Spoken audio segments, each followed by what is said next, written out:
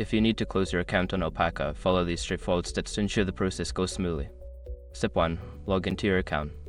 Access your Alpaca account by logging in with your credentials. Make sure you are using a secure internet connection.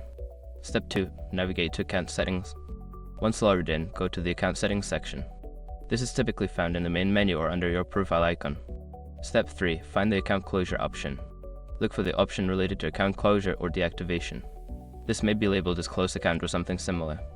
Step 4. Follow the closure instructions. Carefully read the instructions provided for closing your account. You may need to confirm your identity or provide a reason for the closure. Step 5. Confirm account closure. Before filing a refund or dispute, use the /com link in the description to open the refund dispute deadline calculator and confirm your deadline. Make sure to withdraw any remaining funds and download any important documents before closing your account.